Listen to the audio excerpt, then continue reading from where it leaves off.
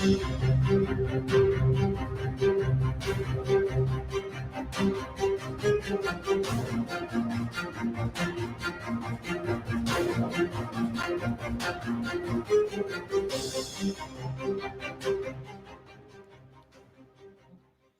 Radio USA ਸੁਣ ਰਹੇ ਸਾਰੇ ਹੀ ਮਾਣਯੋਗ ਅਤੇ ਸਤਿਕਾਰਤ ਸਰੋਤਿਆਂ ਨੂੰ ਪਿਆਰ ਸਤਿਕਾਰ ਸਹਿਤ ਸਤਿ ਸ੍ਰੀ ਅਕਾਲ ਜੀ ਨੂੰ ਆਖਦੇ ਹਾਂ ਪ੍ਰੋਗਰਾਮ ਅਪਡੇਟ ਅਮਰੀਕਾ 'ਚ ਮੈਂ ਰਾਜਕਨਵੀਰ ਸਿੰਘ ਜੁੜ ਚੁੱਕੇ ਨੇ ਹਰਜੋਤ ਸਿੰਘ ਖਾਲਸਾ ਜੀ।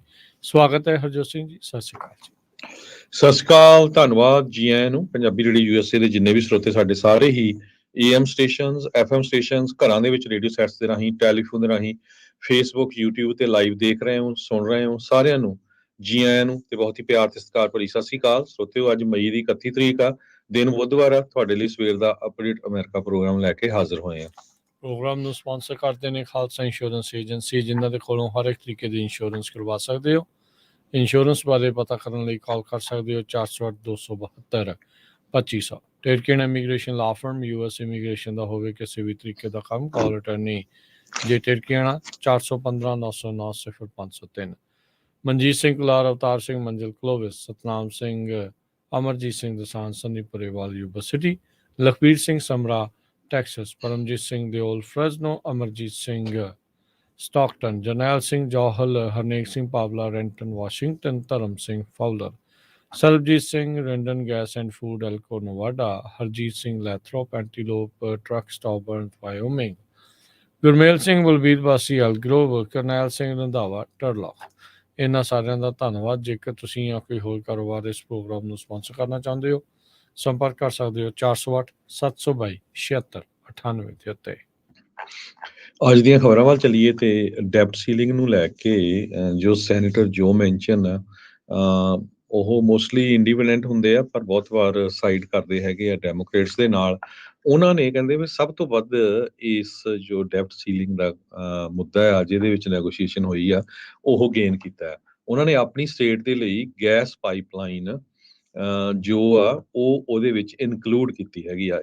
ਇਸ ਕਰਕੇ ਬਹੁਤ ਸਾਰੇ ਜੋ ਐਨਵਾਇਰਮੈਂਟਲਿਸਟ ਐਡਵੋਕੇਟਸ ਹੈਗੇ ਆ, ਉਹ ਇਸ ਗੱਲ ਤੋਂ ਬੜੇ ਔਖੇ ਹੈਗੇ। 300 ਮੀਲ ਲੰਬੀ ਨੈਚੁਰਲ ਗੈਸ ਪਾਈਪਲਾਈਨ ਇਸ ਪ੍ਰੋਜੈਕਟ ਦੇ ਵਿੱਚ ਆ, ਜੋ ਵੈਸਟ ਵਰਜੀਨੀਆ ਸਟੇਟ, ਜਿੱਥੋਂ ਇਹ ਕੰਜ਼ਰਵੇਟਿਵ ਡੈਮੋਕ੍ਰੇਟਸ ਆ, ਤੇ ਹਮੇਸ਼ਾ ਹੀ ਬਹੁਤ ਵਾਰ ਬਾਈਡਨ ਐਡਮਿਨਿਸਟ੍ਰੇਸ਼ਨ ਦੇ ਐਨਵਾਇਰਮੈਂਟਲ ਇਸ਼ੂ ਦੇ ਉੱਤੇ ਵੀ ਕ੍ਰਿਟਿਕ ਰਹਿੰਦੇ ਆ। ਸੋ ਆਪਣੀ ਸਟੇਟ ਦੇ ਲਈ ਉਹਨਾਂ ਨੇ 300 ਮੀਲ ਲੰਬੀ ਪਾਈਪਲਾਈਨ ਦਾ ਪ੍ਰੋਜੈਕਟ ਉਹਦੇ ਵਿੱਚ ਇਨਕਲੂਡ ਕਰਵਾ ਲਿਆ ਹੈਗਾ ਆ ਜੀ। ਬਿਲਕੁਲ, ਮਾਊਂਟੇਨ ਵੈਲੀ ਪਾਈਪਲਾਈਨ ਇਸ ਦਾ ਜਿਹੜਾ ਇਹ ਨਾਮ ਆ, ਵਰਜੀਨੀਆ ਤੇ ਵਿੱਚ ਨਾਲ ਜਿਹੜੀ ਹੈ ਇਹ ਜੁੜਦੀ ਹੈ ਤੇ ਇਹ 303 ਮੀਲ ਲੰਬੀ ਹੋਵੇਗੀ। ਦੋ ਜਿਹੜੇ ਸੈਂਟਰ ਆ ਉੱਥੇ ਦੇ ਵੈਸਟ ਵਰਜੀਨੀਆ ਦੇ ਜੋ ਮੈਂਸ਼ਨ, ਤੇ ਨਾਲ ਇੱਕ ਜਿਹੜੇ ਰਿਪਰੈਜ਼ੈਂਟੇਟਿਵ ਕੈਰੋਲ ਮਿਲਰ, ਉਹਨਾਂ ਨੇ ਇਹ ਬਿਆਨ ਦਿੱਤਾ ਵੀ ਗॉट ਮਾਊਂਟੇਨ ਵੈਲੀ ਪਾਈਪਲਾਈਨ ਡਨ। ਕਹਿੰਦੇ ਵੀ ਇਹ ਜਿਹੜੀ ਡੈਟ ਸੀਲਿੰਗ ਦੀ ਗੱਲਬਾਤ ਦੇ ਵਿੱਚ ਇਸ ਜਿਹੜੀ ਫਿਊਲ ਪਾਈਪਲਾਈਨ ਆ, ਇਸ ਨੇ ਗਰੀਸ ਦਾ ਕੰਮ ਕੀਤਾ, ਜਿਸ ਵਿੱਚ ਜਿਹੜੇ ਗਰੁੱਪ ਆਫ ਰਿਪਬਲਿਕਨ ਲਾ ਮੇਕਰਸ, ਉਹਨਾਂ ਨੇ ਜਿਹੜੇ ਲੌਬਿਸਟ ਨੇ ਆਇਲ ਤੇ ਗੈਸ ਕੰਪਨੀਜ਼ ਦੇ, ਉਹਨਾਂ ਨੇ ਦੇਖਿਆ ਵੀ ਇਹ ਇੱਕ ਕੰਮ ਹੁਣ ਕਰਵਾਇਆ ਜਾ ਸਕਦਾ, ਕਿਉਂਕਿ ਸਭ ਨੂੰ ਹੀ ਪਤਾ ਆ ਵੀ ਇਹਨਾਂ ਦੀ ਵੇਲਣੇ ਦੇ ਵਿੱਚ ਬਾਂਹ ਆਈ ਆ। ਤੇ ਜੋ ਮੈਂਸ਼ਨ ਇੱਕ ਸਵਿੰਗ ਵੋਟ ਅੱਜ ਕੱਲ੍ਹ ਰਹਿੰਦੇ ਨੇ, ਤੇ ਇਹੀ ਚਾਹੁੰਦੇ ਆ, ਡੈਮੋਕ੍ਰੇਟ ਚਾਹੁੰਦੇ ਆ ਵੀ ਕਿਤੇ ਸਾਥ ਨਾ ਛੱਡ ਕੇ ਭੱਜ ਜਾਣ। ਸੋ ਉਹਨਾਂ ਦੀਆਂ ਗੱਲਾਂ ਉਹਨਾਂ ਨੂੰ ਸੁਣਨੀਆਂ ਹੀ ਪੈਂਦੀਆਂ ਨੇ। ਸੋ MVP ਮਾਊਂਟੇਨ ਵੈਲੀ ਪਾਈਪਲਾਈਨ ਇਹ ਜੁਆਇੰਟ ਵੈਂਚਰ ਹੋਊਗਾ। ਜਿਹੜੀਆਂ ਲਾਰਜੈਸਟ ਗੈਸ ਕੰਪਨੀਜ਼ ਆ, ਐਪਲੀਸ਼ੀਆ ਤੇ ਨੇਸ਼ਨ ਦੀ ਜਿਹੜੀ ਸਭ ਤੋਂ ਵੱਡੀ ਵੈਲਿਊਏਬਲ ਪਾਵਰ ਕੰਪਨੀ ਨੈਕਸਟ ਐਰਾ ਐਨਰਜੀ, ਇਹਨਾਂ ਦੇ ਦਰਮਿਆਨ ਇਹ ਲਾਰਜੈਸਟ ਇਨਵੈਸਟਰ ਇਸ ਦੇ ਵਿੱਚ ਇਕੁਈਟ੍ਰਾਂਸ ਮਿਡਸਟ੍ਰੀਮ ਹੋਊਗੀ, ਜਿਨ੍ਹਾਂ ਦੀ 48.1% ਓਨਰਸ਼ਿਪ ਇੰਟਰਸਟ ਹੋਊਗਾ, ਤੇ ਇਹੀ ਇਸ ਪਾਈਪਲਾਈਨ ਨੂੰ ਰਨ ਕਰਨਗੇ।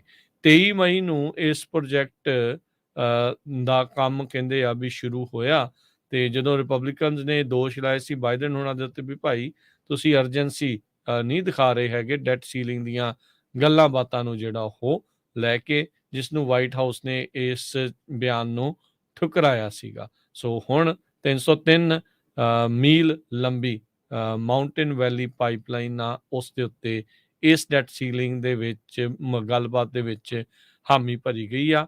ਕੱਲ੍ਹ ਜਦ ਆਪਾਂ ਅਪਡੇਟ ਕੈਲੀਫੋਰਨੀਆ ਦੀ ਸਮਾਪਤੀ ਕਰ ਰਹੇ ਸੀ ਤਾਂ ਆਪਾਂ ਦੱਸਿਆ ਸੀ ਸਰੋਤਿਆਂ ਨੂੰ ਵੀ ਉਸ ਮੌਕੇ ਕਮੇਟੀ ਦੇ ਵਿੱਚੋਂ 6 ਦੇ ਮੁਕਾਬਲੇ 7 ਵੋਟਾਂ ਦੇ ਨਾਲ ਜਿਹੜੀ ਇਹ ਪਾਸ ਹੋ ਗਿਆ ਆ।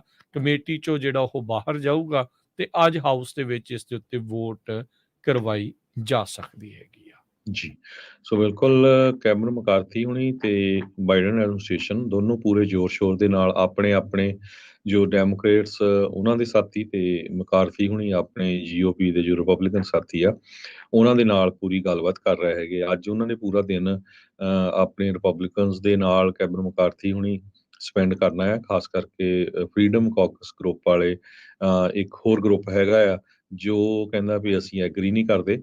ਸੋ ਮੋਸਟ ਪ੍ਰੋਬਬਲੀ ਚਾਂਸਸ ਤਾਂ ਲੱਗਦੇ ਆ ਵੀ ਪਾਸ ਹੋ ਜਾਊਗਾ। ਸੈਨੇਟ ਦੇ ਵਿੱਚ ਤਾਂ ਜਿਸ ਤਰ੍ਹਾਂ ਉਹਨੇ ਕਰੇ ਲਿਆ ਜੋ ਆਪਣੇ ਮੈਂਸ਼ਨ ਉਹਨਾਂ ਨੂੰ ਨਾਲ ਲੈ ਕੇ, ਤੇ 99 ਪੇਜ ਦਾ ਬਿੱਲ ਹੈਗਾ ਜਿਹਦੇ ਵਿੱਚ ਆਉਣ ਵਾਲੇ 2 ਸਾਲਾਂ ਦੇ ਵਿੱਚ ਕੀ ਸਪੈਂਡ ਹੋਣਾ ਆ, ਤੇ ਡੈਪਟ ਸੀਲਿੰਗ ਇਨਕਰੀਜ਼ ਕੀਤੀ ਗਈ ਹੈ ਜਨਵਰੀ 2025 ਤੱਕ। ਤੇ ਨਵੀਂ ਵਰਕ ਰਿਕੁਆਇਰਮੈਂਟ ਆਪਾਂ ਕੱਲ੍ਹ ਵੀ ਦੱਸਿਆ ਸੀ ਕਿਸ ਤਰ੍ਹਾਂ ਜਿਹੜੇ ਲੋਕ ਫੂਡ ਸਟੈਂਪਸ ਵਗੈਰਾ ਲੈਂਦੇ ਆ ਉਹਨਾਂ ਦੇ ਲਈ ਫਰੀਡਮ ਕਾਕਸ ਨੇ ਪੂਰਾ ਦਿਨ ਇਸ ਬਿੱਲ ਦੇ ਉੱਤੇ ਸਪੈਂਡ ਕੀਤਾ, ਤੇ ਉਹਨਾਂ ਨੇ ਕਾਫੀ ਵਿਰੋਧ ਵੀ ਕੀਤਾ ਹੈਗਾ ਆ।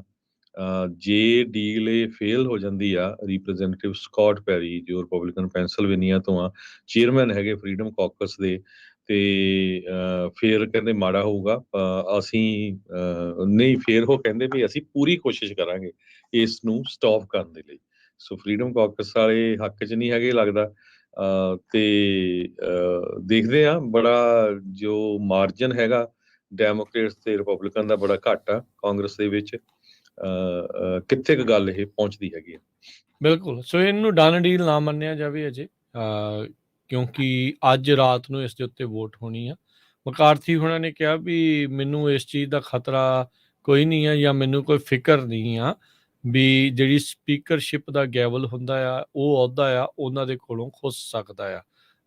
ਨਾਲ ਹੀ ਉਹਨਾਂ ਨੇ ਕਿਹਾ ਵੀ ਮੈਂ ਚੰਗਾ ਮਹਿਸੂਸ ਕਰ ਰਿਹਾ ਆ ਜਿਹੜੀ ਅੱਜ ਰਾਤ ਨੂੰ ਇਸ ਡੈਟ ਸੀਲਿੰਗ ਦੇ ਮੁੱਦੇ ਦੇ ਉੱਤੇ ਵੋਟ ਪੈਣੀ ਆ। ਫਰੀਡਮ ਕਾਕਸ ਜੇ ਵੋਟ ਨਹੀਂ ਪਾਉਂਦਾ ਤੇ ਕੀ ਉਹਨੇ ਡੈਮੋਕ੍ਰੇਟਸ ਰਿਪਬਲਿਕਨਸ ਦਾ ਮਕਾਰਥੀ ਹੋਣਾ ਦਾ ਸਾਥ ਦੇਣਗੇ ਇਸ ਨੂੰ ਪਾਸ ਕਰਾਉਣ ਦੇ ਲਈ? ਇਹ ਵੱਡਾ ਜਿਹੜਾ ਸਵਾਲ ਰਹੇਗਾ। ਸੈਨੇਟ ਦੇ ਮੈਜੋਰਟੀ ਲੀਡਰ ਚੱਕ ਸ਼ੂਮਰ ਉਹਨਾਂ ਨੇ ਇਹ ਚੇਤਾਵਨੀ ਦਿੱਤੀ ਵੀ ਕਿਸੇ ਵੀ ਤਰੀਕੇ ਦਾ ਜਿਹੜਾ ਡਿਲੇ ਪਾਸਿੰਗ ਇਸ ਡੈਟ ਲਿਮਿਟ ਬਿੱਲ ਨੂੰ ਪਾਸ ਕਰਨ ਦੇ ਵਿੱਚ ਹੁੰਦਾ ਆ ਤਾਂ ਇਹ ਨਾ ਮੰਨੇ ਜਾਣ ਵਾਲਾ ਅਨਅਸੈਪਟੇਬਲ ਰਿਸਕ ਹੋਵੇਗਾ। ਸੋ ਖਤਰਾ ਜਿਹੜਾ ਅਜੇ ਵੀ ਉਸੇ ਤਰੀਕੇ ਦੇ ਨਾਲ ਮੰਡਰਾ ਰਿਹਾ ਆ।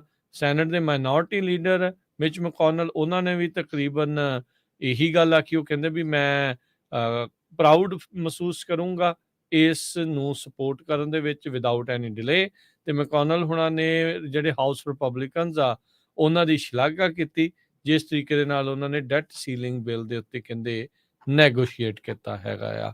ਸੋ ਇਹ ਹੁਣ ਸੈਨੇਟ ਦੇ ਵਿੱਚ ਇਹ ਵੀ ਖਤਰਾ ਜਿਹੜਾ ਉਹ ਬਣਿਆ ਪਿਆ ਸੀ। ਰੈਂਡ ਪੌਲ ਨੇ ਜਿੱਦਾਂ ਕਿਹਾ ਸੀਗਾ ਵੀ ਭਾਈ ਮੇਰੀ ਅਮੈਂਡਮੈਂਟ ਚਾਹੀਦੀ, ਉੱਦਾਂ ਉਹਨਾਂ ਨੇ ਕਿਹਾ ਵੀ ਮੈਂ ਇਸ ਨੂੰ ਬਲੌਕ ਤਾਂ ਨਹੀਂ ਕਰੂੰਗਾ। ਪਰ ਹੁਣ ਬਹੁਤ ਸਾਰੇ ਜਿਹੜੇ ਸੈਨੇਟਰਸ, ਕਿਉਂਕਿ ਇੱਕ ਇਹ ਵੀ ਐਂਗਲ ਤੋਂ ਦੇਖਣਾ ਪੈਣਾ ਆ ਸਾਰਿਆਂ ਨੂੰ ਵੀ ਕਈ ਜਿਹੜੇ ਸੈਨੇਟਰਸ ਆ ਉਹਨਾਂ ਦੀਆਂ ਰੀ-ਇਲੈਕਸ਼ਨ 2024 ਦੇ ਵਿੱਚ ਆ ਰਹੀਆਂ ਆ ਤੇ ਇਹ ਜਿਹੜਾ ਡੈਟ ਸੀਲਿੰਗ ਦਾ ਮੁੱਦਾ ਆ ਇਹ ਇੱਕ ਕਾਫੀ ਅਹਿਮ ਮੁੱਦਾ ਰਹਿਣ ਵਾਲਾ ਆ ਰਹੀਆਂ ਜਿਹੜੀਆਂ ਅਗਲੀਆਂ ਇਲੈਕਸ਼ਨਸ ਦੇ ਵਿੱਚ। ਇਸ ਦੀ ਜਿਹੜੀ ਛਾਇਆ ਆ, ਇਸ ਦਾ ਪਰਛਾਵਾਂ ਆ ਉਹ ਜ਼ਰੂਰ ਇਲੈਕਸ਼ਨਾਂ ਦੇ ਉੱਤੇ ਪਵੇਗਾ। ਬਹੁਤ ਸਾਰੇ ਜਿਹੜੇ ਰਿਪਰੈਜ਼ੈਂਟੇਟਿਵਸ ਜਾਂ ਸੈਨੇਟਰਸ ਉਹਨਾਂ ਦੇ ਰੀ-ਇਲੈਕਸ਼ਨ ਬਿਡ ਦੇ ਉੱਤੇ ਵੀ ਇਸ ਦਾ ਅਸਰ ਪੈ ਸਕਦਾ। ਸੋ ਬਹੁਤ ਹੀ ਧਿਆਨ ਦੇ ਨਾਲ ਫੂਕ ਕੇ ਕਦਮ ਜਿਹੜਾ ਆ ਉਹ ਰੱਖ ਰਹੇ ਆ। ਅਖੀਰ ਤੱਕ ਆਪਣੇ ਜਿਹੜੇ ਵਿਚਾਰ ਆ ਜਾਂ ਆਪਣੀ ਵੋਟ ਆ ਉਸ ਨੂੰ ਆਪਣੇ ਸੀਨੇ ਨਾਲ ਲਾ ਕੇ ਉਹਨਾਂ ਨੇ ਰੱਖਿਆ ਆ। ਸੋ ਦੇਖੋ ਕੀ ਹੁੰਦਾ ਆ। ਜਿਹੜੇ ਹਕੀਮ ਜੈਫਰੀਜ਼ ਆ ਡੈਮੋਕ੍ਰੇਟਸ ਦੇ ਹਾਊਸ ਦੇ ਮਿਨੋਰਟੀ ਦੇ ਜਿਹੜੇ ਲੀਡਰ ਆ ਉਹਨਾਂ ਨੇ ਡੈਮੋਕ੍ਰੇਟਸ ਨੂੰ ਆਪਣਿਆਂ ਨੂੰ ਕਿਹਾ ਆ ਵੀ ਭਾਈ ਡੈਟ ਲਿਮਿਟ ਦੀ ਇਸ ਬਿੱਲ ਨੂੰ ਅਰਜ ਕਰ ਰਹੇ ਆ ਵੀ ਬੈਕ ਕਰੋ, ਵੀ ਇਸ ਦਾ ਸਮਰਥਨ ਜਿਹੜਾ ਆ ਉਹ ਕੀਤਾ ਜਾਵੇ। ਜੀ ਬਿਲਕੁਲ, ਇਸੇ ਤਰ੍ਹਾਂ ਸਟਾਕ ਮਾਰਕੀਟ ਅੱਜ ਕਾਫੀ ਡਾਊਨ ਗਈ ਹੈਗੀ, 200 ਤੋਂ ਵੱਧ ਪੁਆਇੰਟ ਡਾਓ ਜੋਨ ਇੰਡਸਟਰੀਅਲ ਡਾਊਨ ਚੱਲ ਗਿਆ, ਇੱਕ ਟਾਈਮ ਦੇ ਉੱਤੇ 274 ਪੁਆਇੰਟ ਡਾਊਨ ਗਿਆ ਸੀ। ਇਹ ਸਾਰਾ ਕੁਛ ਜੋ ਸਟਾਕ ਮਾਰਕੀਟ ਆ ਉਹ ਇਸ ਬਿੱਲ ਦੇ ਉੱਤੇ ਕਾਂਗਰਸ ਦੇ ਵਿੱਚ ਵੀ ਪਾਸ ਹੁੰਦਾ ਆ ਕਿ ਨਹੀਂ ਹੁੰਦਾ, ਉਹਦੇ ਉੱਤੇ ਟਿਕੀ ਹੋਈ ਹੈਗੀ ਆ। ਹਾਊਸ ਸਪੀਕਰ ਕੈਵਨ ਮਕਾਰਥੀ ਤੇ ਪ੍ਰੈਜ਼ੀਡੈਂਟ ਜੋ ਬਾਈਡਨ ਉਹਨਾਂ ਦੀ ਡੀਲ ਤੋਂ ਬਾਅਦ ਜੋ ਹਾਊਸ ਰੂਲਸ ਕਮੇਟੀ ਆ ਉਹਦੇ ਵਿੱਚ 7 ਦੇ ਮੁਕਾਬਲੇ 6 ਦੇ ਨਾਲ ਇਹ ਪਾਸ ਹੋ ਕੇ ਫਲੋਰ ਤੇ ਕਾਂਗਰਸ ਦੀ ਤੇ ਇਹ ਬਿੱਲ ਚਲਾ ਗਿਆ ਆ। ਅੱਜ 8:30 ਵਜੇ ਜੋ ਇਹਦੇ ਉੱਤੇ VOTING ਹੋਊਗੀ, ਸੋ ਉਹ ਤੋਂ ਬਾਅਦ ਜੇ ਪਾਸ ਹੋ ਜਾਂਦਾ ਆ ਫਿਰ ਸੈਨੇਟ ਦੇ ਵਿੱਚ ਜਾਊਗਾ। ਸੋ ਸੈਨੇਟ 'ਚ ਪਾਸ ਹੋਣਾ ਹੁਣ ਜ਼ਿਆਦਾ ਪੋਸੀਬਲ ਲੱਗਦਾ ਆ, ਬਾਕੀ ਕਾਂਗਰਸ ਦਾ ਅੱਜ ਸ਼ਾਮ ਨੂੰ ਫਿਰ 8:30 ਵਜੇ ਤੋਂ ਬਾਅਦ ਪਤਾ ਚੱਲੂਗਾ। ਜੀ, ਹੋ ਸਕਦਾ ਵੀ ਅਪਡੇਟ ਕੈਲੀਫੋਰਨੀਆ ਦੇ ਵਿੱਚ ਇਸ ਬਾਬਤ ਕੋਈ ਨਾ ਕੋਈ ਅਪਡੇਟ ਹੋਵੇ, ਕਿਉਂਕਿ ਉਹ 3 ਘੰਟੇ ਆਪਣੇ ਤੋਂ ਅੱਗੇ ਹੁੰਦੇ ਆ। 8:30-9 ਵਜੇ ਤੱਕ ਜੇ ਕੋਈ ਰਿਪੋਰਟ ਆਊਗੀ ਤਾਂ ਆਪਾਂ ਜ਼ਰੂਰ ਆਪਣੇ ਸਰੋਤਿਆਂ ਦੇ ਨਾਲ ਉਸ ਟਾਈਮ ਦੇ ਉੱਤੇ ਸਾਂਝੇ ਕਰਾਂਗੇ। ਤੇ ਕਈ ਜਾਣੇ ਬਿਆਨ ਜਿਹੜੇ ਉਹ ਦੇ ਰਹੇ ਆ ਵੀ today America is going to win. McCarthy ਹੁਣਾਂ ਨੇ ਇਸ ਤਰੀਕੇ ਦਾ ਜਿਹੜਾ ਬਿਆਨ ਦਿੱਤਾ ਆ।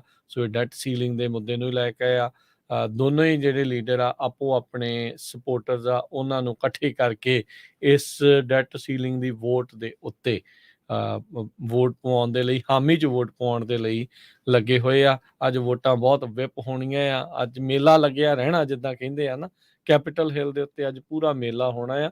ਸੋ ਦੇਖੋ ਕੀ ਹੁੰਦਾ ਆ। 99 ਪੇਜਾਂ ਦੇ ਇਸ ਬਿੱਲ ਦੇ ਨਾਲ ਜੇ ਇਹ ਇਸ ਰੂਪ ਦੇ ਵਿੱਚ ਪਾਸ ਹੁੰਦਾ ਆ, ਜਿਹੜਾ ਇੱਕ ਨਾਨ ਪਾਰਟੀਜ਼ਨ ਕਾਂਗਰੈਸ਼ਨਲ ਬਜਟ ਆਫਿਸ ਆ, ਉਹਨਾਂ ਨੇ ਦੱਸਿਆ ਵੀ ਸਪੈਂਡਿੰਗ ਦੀਆਂ ਰਿਸਟ੍ਰਿਕਸ਼ਨਸ ਦੇ ਨਾਲ ਜਿਹੜਾ ਡੈਫਿਸਿਟ ਆ $1.5 ਟ੍ਰਿਲੀਅਨ ਘਟ ਜਾਊਗਾ ਆਉਂਦੇ 10 ਸਾਲਾਂ ਦੇ ਵਿੱਚ। ਰਿਪਬਲਿਕਨਸ ਦੀ ਇਹ ਇੱਕ ਅਹਿਮ ਮੰਗ ਸੀ ਵੀ ਭਾਈ ਅਸੀਂ ਚਾਹੁੰਦੇ ਆ ਵੀ ਜਿਹੜੀ ਸਰਕਾਰ ਜਾਂ ਮੁਲਕ ਖਰਚਾ ਕਰ ਰਿਹਾ ਆ ਉਸ ਨੂੰ ਘਟਾਇਆ ਜਾਵੇ। ਸੋ ਇਸ ਬਿੱਲ ਦੇ ਨਾਲ ਜੇ ਇਸ ਹਿਸਾਬ ਦੇ ਨਾਲ ਜਿੱਦਾਂ ਲਿਖਿਆ ਪਾਸ ਹੁੰਦਾ ਆ ਤਾਂ ਇਹ ਇੱਦਾਂ ਹੋਊਗਾ। ਹੁਣ ਕਈ ਜਿਹੜੇ ਰਿਪਬਲਿਕਨਸ ਇਸ ਦੀ ਸਪੋਰਟ ਨਹੀਂ ਕਰ ਰਹੇ, ਉਹ ਇਹ ਕਹਿ ਰਹੇ ਆ ਵੀ 99 ਪੇਜਾਂ ਦਾ ਬਿੱਲ ਆ ਜੀ, ਅਸੀਂ ਇੰਨੇ ਘੰਟਿਆਂ ਦੇ ਵਿੱਚ ਤਾਂ ਪੜ੍ਹ ਹੀ ਨਹੀਂ ਸਕਦੇ, ਫੈਸਲਾ ਅਸੀਂ ਕਿੱਦਾਂ ਲਵਾਂਗੇ। ਉਹ ਇਹ ਕੋਈ ਅਣਕਹੀ ਅਣਸੁਣੀ ਗੱਲ ਨਹੀਂ ਆ ਵੀ ਅੱਖਾਂ ਬੰਦ ਕਰਕੇ ਰਾਤੋਂ ਰਾਤ ਬਿੱਲ ਜਿਹੜੇ ਆ ਇੱਥੇ ਕਾਂਗਰਸ ਦੇ ਵਿੱਚ ਪਾਸ ਹੁੰਦੇ ਰਹੇ ਆ। ਸੋ ਕਈ ਜਾਣੇ ਇਸ ਦੇ ਉੱਤੇ ਹੈਲਦੀ ਡਿਬੇਟ ਦੀ ਮੰਗ ਕਰ ਰਹੇ ਆ। ਇੱਕ ਪਾਸੇ ਆਪਾਂ ਨੂੰ ਪਤਾ ਆ ਵੀ ਡਿਫਾਲਟ ਹੋਣ ਦੀ ਜਿਹੜੀ ਤਲਵਾਰ ਆ ਉਹ ਮੁਲਕ ਦੇ ਉੱਤੇ ਲਟਕ ਰਹੀ ਆ। ਸੋ ਜਿੰਨਾ ਲੇਟ ਕਰਦੇ ਆ ਫਿਰ ਓਨੀਆਂ ਹੀ ਚੀਜ਼ਾਂ ਜਿਹੜੀਆਂ ਮੁਸ਼ਕਲ ਬਣ ਜਾਂਦੀਆਂ ਆ, ਤੇ ਉਦੋਂ ਫਿਰ ਊਲ ਜਲੂਲ ਚੀਜ਼ਾਂ ਜਿਹੜੀਆਂ ਅਜਿਹੇ ਬਿੱਲਾਂ ਦੇ ਵਿੱਚ ਨਾਲ ਪਾਸ ਹੋ ਜਾਂਦੀਆਂ ਆ।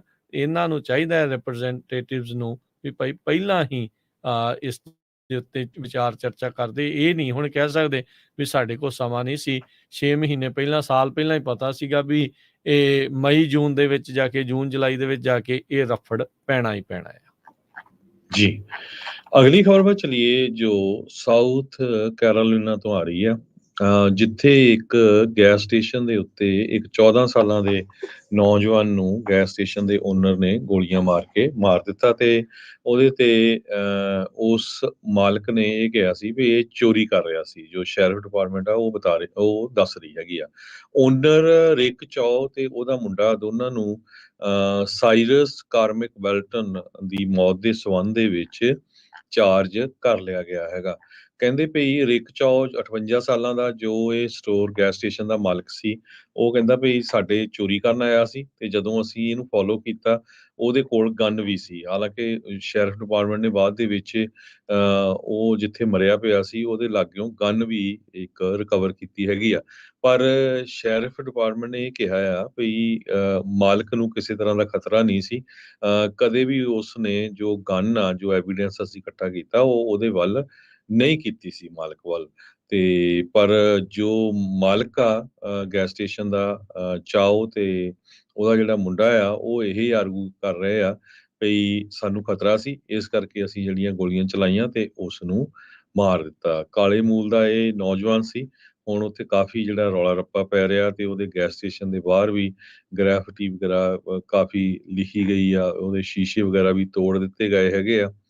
Democrat state representative Todd Rutherford ਨੇ ਇੱਕ ਇੰਸਟਾਗ੍ਰਾਮ ਪੋਸਟ ਦੇ ਵਿੱਚ ਕਿਹਾ ਵੀ ਇਹ ਐਕਸੀਡੈਂਟ ਨਹੀਂ ਸੀ, ਇਹ ਇੱਕ ਤਰ੍ਹਾਂ ਨਾਲ ਜੋ ਬਲੈਕ ਕਮਿਊਨਿਟੀ ਦਾ ਮੁੰਡਾ ਸੀਗਾ, ਜੋ ਕੁਝ ਕਾਲੇ ਮੂਲ ਦੇ ਲੋਕਾਂ ਤੇ ਹੁੰਦਾ ਹੈ, ਬਹੁਤ ਲੰਮੇ ਜਨਰੇਸ਼ਨ ਤੋਂ, ਲੰਮੇ ਸਮੇਂ ਤੋਂ ਉਹਨਾਂ ਨੂੰ ਰੇਸ਼ਲੀ ਪ੍ਰੋਫਾਈਲ ਕੀਤਾ ਜਾਂਦਾ ਆ ਤੇ ਸਟਰੀਟ ਦੇ ਵਿੱਚ ਕੁੱਤਿਆਂ ਵਾਂਗ ਮਾਰ ਦਿੱਤਾ ਜਾਂਦਾ ਆ। ਤੇ ਮੈਨੂੰ ਬਹੁਤ ਇਸ ਗੱਲ ਦਾ ਦੁੱਖ ਹੈਗਾ ਆ। ਸਾਨੂੰ ਜੋ ਇਹ ਪਰਿਵਾਰ ਆ ਉਹਦਾ ਸਾਥ ਦੇਣਾ ਚਾਹੀਦਾ ਹੈਗਾ। ਤੇ 9:30 ਵਜੇ ਦੇ ਕਰੀਬ ਸੋਮਵਾਰ ਨੂੰ ਜਦੋਂ ਇਹ ਇੰਸੀਡੈਂਟ ਵਾਪਰੀ, ਉਹ ਤੋਂ ਬਾਅਦ ਬਹੁਤ ਸਾਰੇ ਲੋਕਾਂ ਨੇ ਇਸ ਸਟੋਰ ਦੇ ਵਿੱਚ ਵੜ ਕੇ ਉਹਦੀ ਜਿਹੜੀ ਆ ਭੰਨ ਤੋੜ ਵੀ ਕੀਤੀ। ਜੀ, ਸਾਬਕਾ ਰਾਸ਼ਟਰਪਤੀ ਟਰੰਪ ਨੇ US citizenship, birth right US citizenship ਦੇ ਮੁੱਦੇ ਨੂੰ ਇੱਕ ਵਾਰੀ ਫੇਰ ਉਭਾਰ ਦਿੱਤਾ ਆ।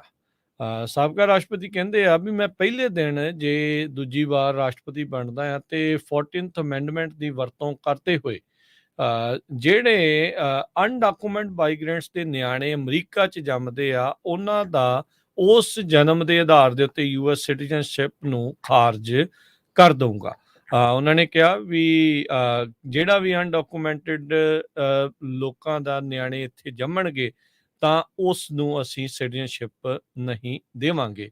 ਸੋ ਇਹਨਾਂ ਦੇ ਕਾਫੀ ਜਿਹੜੇ ਐਂਟੀ ਮਾਈਗ੍ਰੈਂਟ ਕਲੇਮਸ ਦੇ ਵਿੱਚ ਇੱਕ ਇਹ ਨਵੀਂ ਚੀਜ਼ ਸਾਹਮਣੇ ਆਈ ਆ। ਬਰਥ ਰਾਈਟ ਸਿਟੀਜ਼ਨਸ਼ਿਪ 14ਵੇਂ ਅਮੈਂਡਮੈਂਟ ਦੇ ਵਿੱਚ ਇਨਕਲੂਡ ਕੀਤੀ ਗਈ ਆ।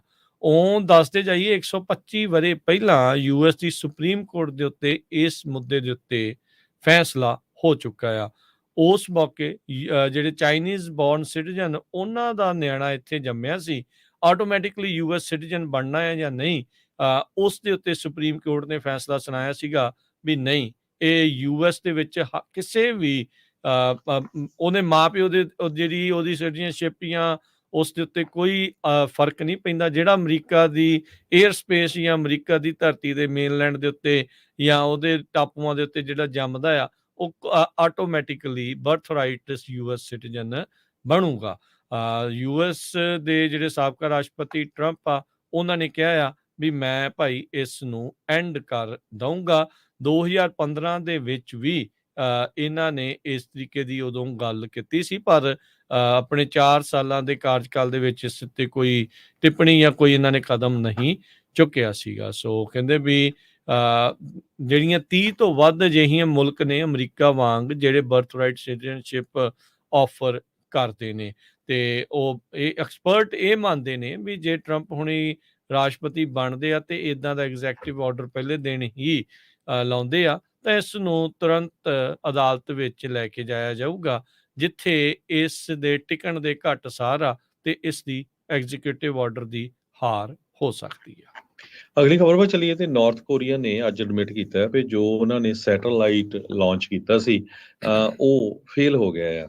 ਤੇ ਨਾਰਥ ਕੋਰੀਆ ਦਾ ਸਟੇਟ ਰਨ ਮੀਡੀਆ KCNA ਜੋ ਆ ਉਹਨਾਂ ਨੇ ਰਿਪੋਰਟ ਕੀਤਾ ਵੀ ਮਿਲਟਰੀ ਸਪਾਈ ਸੈਟੇਲਾਈਟ, ਜਿਸ ਨੂੰ ਮੈਲੀਗਿਓਂਗ 1 ਕਰਕੇ ਜਾਣਿਆ ਗਿਆ ਸੀ, ਉਹਦਾ ਨਾਂ ਰੱਖਿਆ ਗਿਆ ਸੀ, ਤੇ ਜੋ ਉਹਦਾ ਰਾਕਟ ਕੈਰੀਅਰ ਸੀ ਉਹਦਾ ਨਾਂ ਚੋਲੀਮਾ 1 ਕਰਕੇ ਦੱਸਿਆ ਗਿਆ ਸੀ। ਨੈਸ਼ਨਲ ਐਰੋਸਪੇਸ ਡਿਵੈਲਪਮੈਂਟ ਐਡਮਿਨਿਸਟ੍ਰੇਸ਼ਨ ਨੇ ਕਿਹਾ ਵੀ ਇਹ ਲਾਂਚ ਫੇਲ ਹੋ ਗਿਆ, ਤੇ ਕਿਉਂਕਿ ਸਾਊਥ ਕੋਰੀਆ ਤੇ ਜਾਪਾਨ ਨੇ ਆਪਣੇ ਰੈਜ਼ੀਡੈਂਟਸ ਨੂੰ ਇਹ ਕਿਹਾ ਸੀ ਵੀ ਜਿਸ ਟਾਈਮ ਦੇ ਉੱਤੇ ਉਹ ਲਾਂਚ ਕਰਨ ਜਾ ਰਹੇ ਆਪਣਾ ਸ਼ੈਲਟਰ ਲਓ, ਆਪਣੇ ਧਿਆਨ ਦੇ ਨਾਲ ਪ੍ਰਪੇਅਰ ਰਹੋ, ਵੀ ਪਤਾ ਨਹੀਂ ਨਾਰਥ ਕੋਰੀਆ ਵਾਲੇ ਕੀ ਕੁਝ ਕਰ ਦੇਣ। ਰੀ ਪਿਓਂਗ ਚੋਲ ਇੱਕ ਵਾਈਸ ਚੇਅਰਮੈਨ ਹੈਗੇ ਸੈਂਟਰਲ ਮਿਲਟਰੀ ਕਮਿਸ਼ਨ ਦੇ, ਜੋ ਨਾਰਥ ਦਾ ਰੂਲਿੰਗ ਵਰਕਰਸ ਪਾਰਟੀ ਆ, ਉਹਨਾਂ ਨੇ ਸਟੇਟਮੈਂਟ ਜਾਰੀ ਕੀਤੀ ਆ ਵੀ ਜੋ ਸਪਾਈ ਸੈਟੇਲਾਈਟ ਜੂਨ ਮਹੀਨੇ ਦੇ ਵਿੱਚ ਅਸੀਂ ਲਾਂਚ ਕਰਨਾ ਸੀ, ਉਹ 1-2 ਦਿਨ ਪਹਿਲਾਂ ਲਾਂਚ ਕਰ ਦਿੱਤਾ, ਪਰ ਉਹ ਫੇਲ ਹੋ ਗਿਆ ਹੈਗਾ। US ਨੇ ਇਸ ਦੀ ਜਿਹੜੀ ਆ ਬਹੁਤ ਇਹਨੂੰ ਕਿਹਾ ਕੰਡਮ ਕੀਤਾ ਹੈਗਾ, ਕਹਿੰਦੇ ਵੀ ਜੋ ਸਪਾਈ ਸੈਟੇਲਾਈਟ ਲਾਂਚ ਕਰਨ ਦੀ ਕੋਸ਼ਿਸ਼ ਕੀਤੀ ਗਈ ਸੀ, ਇਹ United nations security council resolution ਦੀ ਵਾਇਲੇਸ਼ਨ ਹੈਗੀ ਆ। ਸੋ ਇਸ ਕਰਕੇ ਆਪਾਂ ਉਹਦਾ ਜਿਹੜਾ ਆ ਵਿਰੋਧ ਕਰਦੇ ਆ, ਬਹੁਤ ਹੀ ਸਖਤ ਸ਼ਬਦਾਂ ਦੇ ਵਿੱਚ ਸਟਰੋਂਗਲੀ ਕੰਡੈਮ ਕੀਤਾ ਆ Democratic People's of Republic of Korea ਦਾ, ਜੋ ਇਹ ਬੈਲਿਸਟਿਕ ਮਿਸਾਈਲ ਟੈਕਨੋਲੋਜੀ ਜੋ ਉਹਨਾਂ ਨੇ ਲਾਂਚ ਕਰਨੀ ਸੀ ਉਹਦੇ ਸੰਬੰਧ ਦੇ ਵਿੱਚ।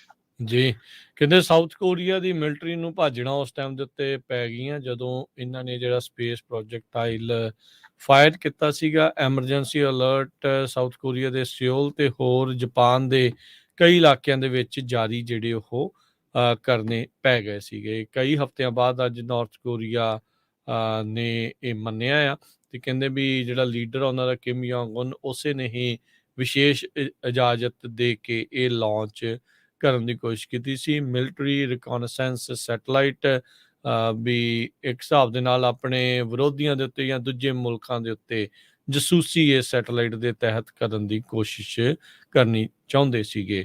ਉਹ ਜੇ ਦੇਖਿਆ ਜਾਵੇ ਤਾਂ ਇੰਟਰਕੌਂਟੀਨੈਂਟਲ ਬੈਲਿਸਟਿਕ ਮਿਜ਼ਾਈਲਸ ਲੰਮੀ ਦੂਰੀ ਤੈਅ ਕਰਨ ਵਾਲੀਆਂ ਮਿਜ਼ਾਈਲਸ ਦੇ ਲਾਂਚ ਨਾਰਥ ਕੋਰੀਆ ਅਕਸਰ ਕਰਦਾ ਰਹਿੰਦਾ ਆ। ਇਹ ਹੁਣ ਦੇਖਣ ਵਾਲਾ ਨਵੀਂ ਜਿਹੜੀ ਇਹ ਚੀਜ਼ ਹੋਊਗੀ ਵੀ ਕੀ ਨਾਰਥ ਕੋਰੀਆ ਦੇ ਕੋਲੇ ਹੁਣ ਐਕਚੁਅਲ 'ਚ ਕੇਪੇਬਿਲਿਟੀ ਆ ਗਈ ਆ ਵੀ ਇਸ ਤਰੀਕੇ ਦੇ ਨਾਲ ਅੰਤਰਿਕਸ਼ ਦੇ ਵਿੱਚ ਆਪਣੇ ਸੈਟਲਾਈਟਸ ਆ ਉਹ ਵੀ ਲਾਂਚ ਕਰ ਸਕਦੇ ਆ ਜਾਂ ਨਹੀਂ। ਸੋ ਨੈਸ਼ਨਲ ਇੰਟੈਲੀਜੈਂਸ ਸਰਵਿਸ ਦੀ ਨੂੰ ਸਾਈਟ ਕਰਦੇ ਹੋਏ ਸਾਊਥ ਕੋਰੀਆ ਦੇ ਜਿਹੜੇ ਲਾਅ ਮੇਕਰਸ ਆ ਉਹਨਾਂ ਨੇ ਰਿਪੋਰਟਰਸ ਨੂੰ ਬਰੀਫ ਕਰਦੇ ਹੋਏ ਕਿਹਾ ਆ, ਕਹਿੰਦੇ ਵੀ ਇਹ ਇੱਕ ਹੋਰ ਲਾਂਚ ਸਾਈਟ ਹੈਗੀ ਆ ਟੋਂਗ ਚੈਂਗ ਰੀ, ਉਸ ਤੋਂ ਸਿਰਫ 1.5 ਕਿਲੋਮੀਟਰ ਦੂਰ ਇਹਨਾਂ ਨੇ ਇਹ ਟਰਾਈ ਕੀਤੀ ਹੈਗੀ ਆ। ਸੋ ਦੇਖੋ ਕੀ ਬਣਦਾ ਹੈ ਹੁਣ ਅੱਗੇ, ਪਰ ਇਸ ਸਾਲ ਦੇ ਵਿੱਚ ਜਾਂ ਪਿਛਲੇ ਸਾਲ ਦੇ ਵਿੱਚ ਕਿਮ ਯੋਂਗ ਉਨ ਕਾਫੀ ਤੇਜ਼ੀ ਦੇ ਨਾਲ ਕਈ ਮਿਜ਼ਾਈਲਸ ਤੇ ਹੋਰ ਸਾਰੀਆਂ ਚੀਜ਼ਾਂ ਨੂੰ ਉਹ ਟੈਸਟ ਕਰਦਾ ਆ ਰਿਹਾ ਹੈਗਾ। ਜੀ, ਅਗਲੀ ਖਬਰ ਵੱਲ ਚਲੀਏ। ਯੂਐਸ ਦੇ ਬਾਰਡਰ ਪੈਟਰੋਲ ਦੇ ਜੋ ਚੀਫ ਆ ਉਹ ਰਿਟਾਇਰ ਹੋਣ ਜਾ ਰਹੇ ਆ ਜੂਨ 30 ਨੂੰ। ਉਹਨਾਂ ਨੇ ਜੋ ਆਪਣਾ ਟਾਈਟਲ 42 ਆ ਜਿਸ ਟਾਈਮ ਦੇ ਉੱਤੇ ਇਮੀਗ੍ਰੇਸ਼ਨ ਦੀਆਂ ਬਹੁਤ ਸਾਰੀਆਂ ਸਖਤੀਆਂ ਕੀਤੀਆਂ ਗਈਆਂ ਸੀਆਂ, ਉਹ ਸਾਰਾ ਕੁਝ ਆਪਣੇ ਅੱਖਾਂ ਦੇ ਨਾਲ ਦੇਖਿਆ ਤੇ ਉਹਦੇ ਉੱਤੇ ਵਰਕਆਊਟ ਕੀਤਾ ਹੈਗਾ। ਚੀਫ ਰਾਉਲ ਔਰਟੇਜ਼ ਉਹਨਾਂ ਨੇ ਇਹ ਦੱਸਿਆ ਵੀ ਜੂਨ 30 ਉਹਨਾਂ ਦੇ ਕੰਮ ਦੀ ਲਾਸਟ ਡੇਟ ਹੋਊਗੀ। ਔਰਟੇਜ਼ ਨੇ ਬਾਰਡਰ ਪੈਟਰੋਲ ਦੇ ਜੋ ਏਜੰਟਸ ਆ ਉਹਨਾਂ ਨੂੰ ਮੈਨੇਜ ਕੀਤਾ। 20,000 ਦੇ ਕਰੀਬ ਏਜੰਟਸ ਹੈਗੇ ਆ ਕੋਵਿਡ-19 ਦੇ ਦੌਰਾਨ ਤੇ ਟਾਈਟਲ 42 ਜੋ ਐਮਰਜੈਂਸੀ ਹੈਲਥ ਰਿਸਟ੍ਰਿਕਸ਼ਨਸ ਆ ਇਹਨਾਂ ਦੇ ਦੌਰਾਨ। ਤੇ ਉਹਨਾਂ ਨੇ ਜੋ ਨਵੀਂ ਪਾਲਿਸੀ ਮਈ 11 ਨੂੰ ਰੋਲ ਓਵਰ ਹੋਈ ਆ ਉਹ ਵੀ ਪੂਰੀ ਤਰ੍ਹਾਂ ਦੇਖੀ ਹੈਗੀ ਆ, ਉਹਨੂੰ ਜਿਹੜਾ ਆ ਲਾਗੂ ਕੀਤਾ ਹੈਗਾ ਆ। ਉਹਦੇ ਸੰਬੰਧ ਦੇ ਵਿੱਚ ਐਲਹੈਂਡਰੋ ਮੈਰਕੋਸ ਜੋ ਹੋਮਲੈਂਡ ਸਿਕਿਉਰਿਟੀ ਦੇ ਸੈਕਟਰੀ ਹੈਗੇ ਆ, ਉਹਨਾਂ ਨੇ ਔਰਟੇਜ਼ ਦੀ ਜੋ ਸਰਵਿਸਿਜ਼ ਆ, ਸੇਵਾਵਾਂ ਆ, ਉਹਨਾਂ ਦਾ ਜੋ ਧੰਨਵਾਦ ਕੀਤਾ ਹੈਗਾ। ਕਹਿੰਦੇ ਵੀ ਉਹਨਾਂ ਨੇ ਆਪਣੀ ਪੂਰੀ ਲਾਈਫ ਇਸ ਫੀਲਡ ਦੇ ਵਿੱਚ ਲਾਈ ਹੈਗੀ ਆ। ਬਾਰਡਰ ਪੈਟਰੋਲ ਇਹ ਪਾਰਟ ਹੈ ਯੂਐਸ ਕਸਟਮ ਤੇ ਬਾਰਡਰ ਪ੍ਰੋਟੈਕਸ਼ਨ ਦਾ, ਤੇ ਹਮੇਸ਼ਾ ਹੀ ਇਲੀਗਲ ਇਮੀਗ੍ਰੇਸ਼ਨ ਨੂੰ ਲੈ ਕੇ ਇਹ ਬਹੁਤ ਹਾਈਲਾਈਟ ਦੇ ਵਿੱਚ ਰਹਿੰਦੇ ਆ। 1951 ਮੀਲ ਦਾ ਜੋ ਬਾਰਡਰ ਹੈਗਾ ਆ ਮੈਕਸੀਕੋ ਦੇ ਨਾਲ, ਜਿਸ ਨੂੰ ਇਹ ਵਾਚ ਕਰਦੇ ਆ ਰੀਓ ਗ੍ਰਾਂਡੇ ਤੋਂ ਲੈ ਕੇ ਇੱਧਰ ਟੈਕਸਸ ਤੱਕ। ਬਹੁਤ ਵਾਰ ਲੋਕ ਸਟਕ ਹੋ ਜਾਂਦੇ ਆ, ਗਰਮੀਆਂ 'ਚ ਮਾਰੇ ਜਾਂਦੇ ਆ। ਜਿਸ ਤਰ੍ਹਾਂ ਵੀ ਆ ਉਹ ਬਾਰਡਰ ਪੈਟਰੋਲ ਏਜੰਟ ਉਹਨਾਂ ਦੀ ਹੈਲਪ ਕਰਦੇ ਹੈਗੇ ਆ। ਜੀ ਬਿਲਕੁਲ। ਅਗਲੀ ਜਿੰਨੀ ਖਬਰ ਕਰਦੇ ਜਾਈਏ, ਯੂਕਰੇਨ ਤੇ ਰੂਸ ਦੇ ਵਿੱਚ ਚੱਲ ਰਹੇ ਜਿਹੜੇ ਯੁੱਧ ਉਸ ਦੇ ਵਿੱਚ ਇਹ ਲੱਗ ਰਿਹਾ ਹੈ ਯੂਕਰੇਨ ਵਾਲੇ ਹੌਲੀ ਹੌਲੀ ਰੂਸ ਦੇ ਉੱਤੇ ਹਮਲੇ ਆ ਉਹਨਾਂ ਨੂੰ ਹੁਣ ਤੇਜ਼ ਕਰ ਰਹੇ ਆ। ਅੰਦਰ ਤਾਈਂ ਇਹਨਾਂ ਦੇ ਹਮਲੇ ਹੋਏ ਰੂਸ ਦੇ ਵਿੱਚ ਡਰੋਨਸ ਦੇ ਨਾਲ, ਤੇ ਅੱਜ ਰਸ਼ੀਅਨ ਆਇਲ ਰਿਫਾਈਨਰੀਜ਼ ਦੇ ਉੱਤੇ ਕਹਿੰਦੇ ਆ ਵੀ ਹਮਲਾ ਅਟੈਕ ਡਰੋਨ ਅਟੈਕਸ ਕੀਤੇ ਗਏ ਨੇ। ਰੂਸ ਪਹਿਲੋਂ ਇੱਕ ਪਾਸੇ ਈਰਾਨ ਦੀ ਬਣੀ ਹੋਈ ਜਿਹੜੇ ਡਰੋਨ ਆ ਉਹਨਾਂ ਦੀ ਵਰਤੋਂ ਕਰਦੇ ਰਹੇ ਆ ਵੱਡੀ ਸੰਖਿਆ ਦੇ ਵਿੱਚ, ਤੇ ਹੁਣ ਜਿਹੜੇ ਡਰੋਨ ਹਮਲੇ ਆ ਰੂਸੀ ਆਇਲ ਰਿਫਾਈਨਰੀਜ਼ ਤੇ ਹੋਈਆਂ ਆ।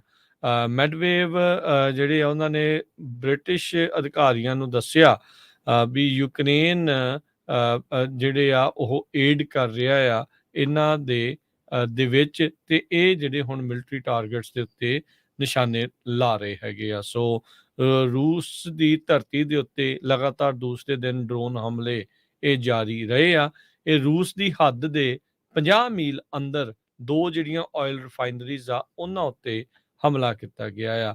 ਬਲੈਕ ਸੀ ਆਇਲ ਐਕਸਪੋਰਟ ਟਰਮੀਨਲਸ ਦੇ ਲਈ ਇਹ ਬਹੁਤ ਅਹਿਮ ਰਿਫਾਈਨਰੀਜ਼ ਰੂਸ ਦੇ ਲਈ ਮੰਨੀਆਂ ਜਾਂਦੀਆਂ ਆ। ਕੱਲ ਮਾਸਕੋ ਦੇ ਵਿੱਚ ਡਰੋਨ ਹਮਲੇ ਕੀਤੇ ਗਏ ਸੀ ਜਿੱਥੇ ਬਿਲਡਿੰਗਸ ਨੂੰ ਨੁਕਸਾਨ ਪਹੁੰਚਿਆ ਸੀ, ਤੇ ਨਾਲ ਹੀ ਕ੍ਰੈਮਲਿਨ ਨੇ ਇਹ ਕਿਹਾ ਸੀਗਾ ਵੀ ਅਸੀਂ ਇਸ ਦੇ ਰਿਸਪੌਂਸ ਦੇ ਵਜੋਂ ਸਖਤ ਜਿਹੜੇ ਉਹ ਫੈਸਲੇ ਸਖਤ ਜਿਹੜੇ ਕਦਮ ਆ ਉਹ ਚੱਕਾਂਗੇ, ਹਮਲੇ ਤੇਜ਼ ਹੋਰ ਹੋ ਸਕਦੇ ਆ। ਕਈ ਲੋਕ ਕਹਿੰਦੇ ਵੀ ਆਪਸੀ ਗੋਲਾਬਾਰੀ ਜਿਹੜੀ ਚੱਲ ਰਹੀ ਆ ਉਸ ਦੇ ਵਿੱਚ ਮਾਰੇ ਜਾ ਚੁੱਕੇ ਆ। ਡਨਿਪਰੋ ਪ੍ਰੈਟਸੋਵ ਇਲਾਕਾ ਜਿਹੜਾ ਯੂਕਰੇਨ ਦਾ ਤੇ ਜਿਹੜਾ ਰਸ਼ੀਅਨ ਆਕੂਪਾਈਡ ਲੂਹਾਨਸਕ ਇਲਾਕਾ ਆ, ਉੱਥੇ ਕਾਫੀ ਜ਼ਿਆਦਾ ਤੇਜ਼ ਗੋਲੀਬਾਰੀ ਇਸ ਟਾਈਮ ਚੱਲ ਰਹੀ ਹੈਗੀ ਆ। ਸੋ ਇੱਕ ਸ਼ਿਪ ਯੂਕਰੇਨ ਦੀ ਬੰਦਰਗਾਹ ਤੋਂ ਸਪੇਨ ਦੇ ਲਈ 33,000 ਮੈਟ੍ਰਿਕ ਟਨ ਵੀਟ ਲੈ ਕੇ ਬਲੈਕ ਸੀ ਦੇ ਵਿੱਚ ਉਹ ਰਵਾਨਗੀ ਹੋਈ ਆ।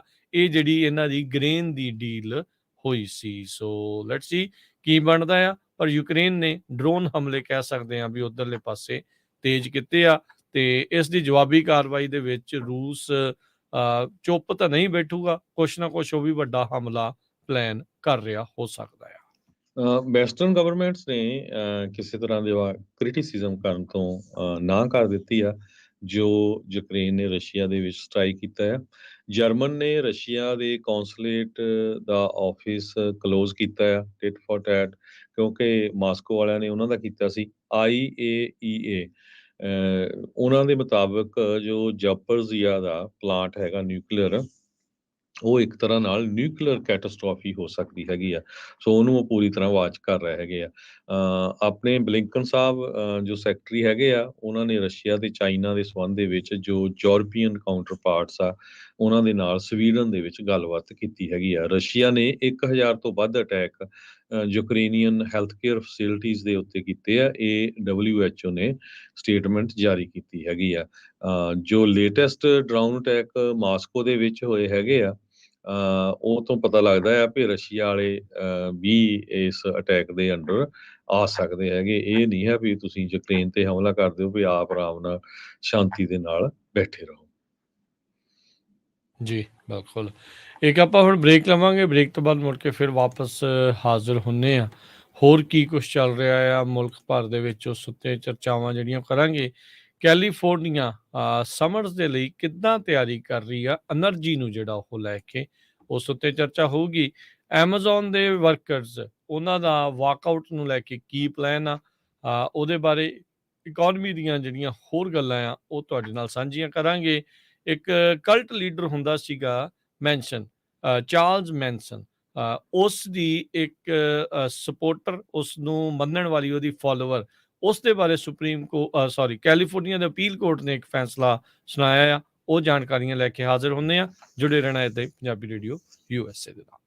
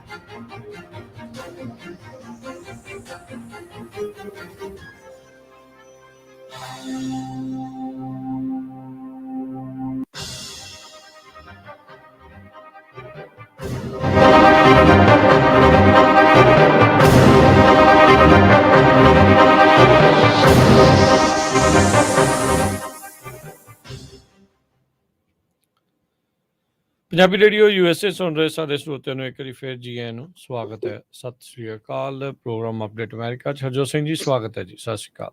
ਸਤਿ ਸ਼੍ਰੀ ਅਕਾਲ, ਧੰਨਵਾਦ ਜੀ ਆਇਆਂ ਨੂੰ।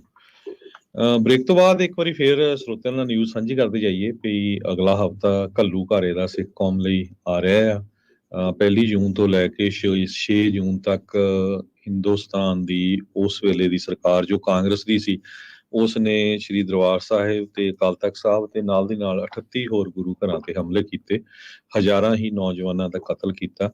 ਉਸ ਤੋਂ ਬਾਅਦ ਨਵੰਬਰ 1984 ਦੇ ਵਿੱਚ ਸਿੱਖਾਂ ਦਾ ਜੈਨੋਸਾਈਡ ਹੋਇਆ।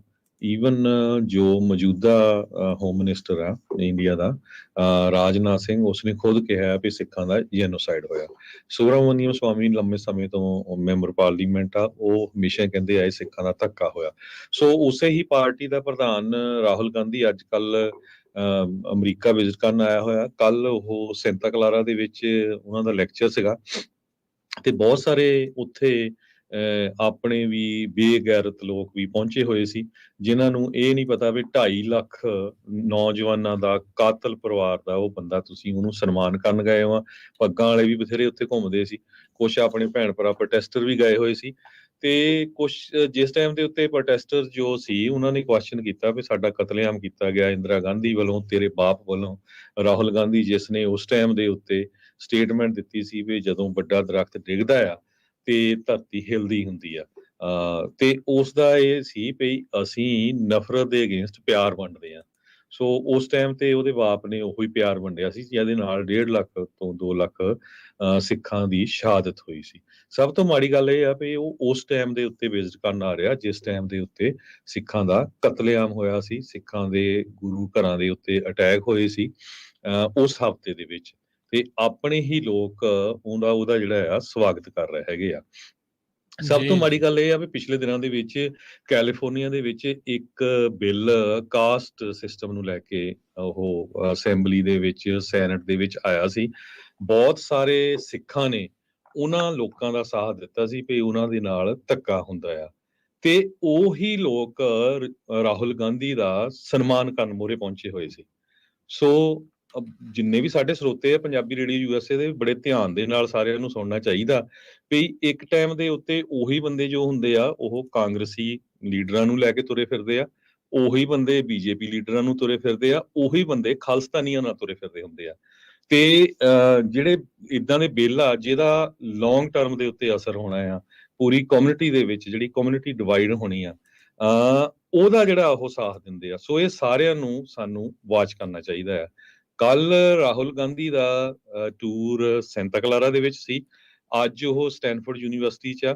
4 ਤਰੀਕ ਨੂੰ ਜਿਸ ਟਾਈਮ ਦੇ ਉੱਤੇ ਦਰਬਾਰ ਸਾਹਿਬ ਤੇ ਗੋਲੇ ਦਾਗੇ ਗਏ, ਉਸ ਦਿਨ ਨਿਊਯਾਰਕ ਦੇ ਵਿੱਚ ਜੋ ਉਹਦਾ ਇੱਕ ਸੈਮੀਨਾਰ ਰੱਖਿਆ ਗਿਆ ਹੈ, ਤੇ ਕਈ ਜੋ ਜਿਸ ਤਰ੍ਹਾਂ ਮੈਂ ਤੁਹਾਨੂੰ ਦੱਸ ਚੁੱਕਾ ਆ ਬੇਗੈਰਤ ਕਿਸਮ ਦੇ ਜੋ ਲੋਕ ਆ ਉਹ ਅੱਗੇ ਹੋ ਕੇ ਉਹਦਾ ਜਿਹੜਾ ਸਨਮਾਨ ਕਰ ਰਹੇ ਹੈਗੇ ਆ, ਤੇ ਬਦਨਾਮ ਇਹ ਕਰ ਰਹੇ ਆ ਵੀ ਜੀ ਦੇਖੋ ਸਿੱਖਾਂ ਨਾਲ ਬਹੁਤ ਧੱਕਾ ਹੋ ਰਿਹਾ, ਜੇ ਹੋ ਰਿਹਾ ਵੋ ਹੋ ਰਿਹਾ, ਜਿਨ੍ਹਾਂ ਨੇ ਲੱਖਾਂ ਹੀ ਲੋਕਾਂ ਦਾ ਕਤਲ ਕੀਤਾ ਹੋਵੇ, ਤੇ ਉਹ ਹੁਣ ਇਹ ਕਹਿਣ ਜੀ ਦੇਖੋ ਜੀ ਮੌਜੂਦਾ ਸਰਕਾਰਾਂ ਸਿੱਖਾਂ ਦਾ ਧੱਕਾ ਕਰਦੀਆਂ ਤੇ ਉਹਨਾਂ ਨੂੰ ਮੁਸਲਮਾਨਾਂ ਦੇ ਨਾਲ, ਦਲਿਤਾਂ ਦੇ ਨਾਲ, ਕ੍ਰਿਸਚਨਾਂ ਦੇ ਨਾਲ ਵੀ ਉਹੀ ਜੋ ਸਿੱਖਾਂ ਨਾਲ ਹੋ ਰਿਹਾ, ਜਦ ਕਿ ਸਭ ਤੋਂ ਵੱਡਾ ਜਿਹੜਾ ਕਤਲ ਆ ਉਹ ਸਿੱਖਾਂ ਦਾ 1984 ਦੇ ਵਿੱਚ ਹੋਇਆ। ਸੋ ਇਹ ਖਬਰ ਆਪਾਂ ਤੁਹਾਡੇ ਜਿੰਨੇ ਵੀ ਸਾਰੇ ਸਰੋਤੇ ਆ ਉਹਨਾਂ ਦੇ ਨਾਲ ਸਾਂਝੀ ਕਰਨੀ ਸੀ। ਸੋ ਇਹ ਜਿਹੜੇ ਅਖੌਤੀ ਲੀਡਰ ਆ ਇਹਨਾਂ ਸਾਰਿਆਂ ਤੋਂ ਬਚੋ। ਇੱਥੇ ਕੋਈ ਵੀ ਜਿਹੜਾ ਲੀਡਰ ਆਉਂਦਾ ਆ ਉਹਦੇ ਨਾਲ ਲੈ ਕੇ ਤੁਰੇ ਰਹਿੰਦੇ ਆ, ਕੋਈ ਮੈਟਰ ਨਹੀਂ ਕਿਹੜੀ ਮਰਜ਼ੀ ਪਾਰਟੀ ਆ, ਤੇ ਪਾਰਟੀਆਂ ਵਾਲਿਆਂ ਨੂੰ ਵੀ ਧਿਆਨ ਰੱਖਣਾ ਚਾਹੀਦਾ ਵੀ ਫੋਟੋਆਂ ਮੈਚ ਕਰ ਲਿਆ ਕਰੋ, ਤੇ ਜਿਹੜੇ ਲੀਡਰ ਤੁਹਾਡਾ ਜੀ ਆਇਆਂ ਆਖਦੇ ਉਹੀ BJP ਵਾਲਿਆਂ ਨੂੰ ਆਖਦੇ ਹੁੰਦੇ ਆ, ਉਹੀ ਦੂਜੇ ਵਾਲਿਆਂ ਨੂੰ ਆਖਦੇ ਹੁੰਦੇ ਹੈਗੇ ਜੀ।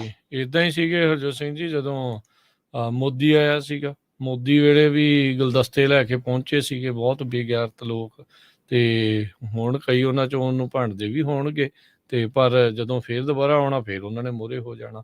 ਉਹ ਜਿਹੜਾ ਵੀ ਆਉਂਦਾ ਮੋਹਰੇ ਆ ਜਾਣਾ, ਪਤਾ ਨਹੀਂ ਫੋਟੋ ਦੇ ਨਾਲ ਹੀ ਸ਼ਾਇਦ ਪ੍ਰੇਮ ਹੁੰਦਾ ਹੈ ਇਹਨਾਂ ਨੂੰ ਵੀ ਮੇਰੀ ਫੋਟੋ ਬਸ ਆ ਜਾਵੇ ਕਿਸੇ ਨਾ ਕਿਸੇ ਪਾਸੇ।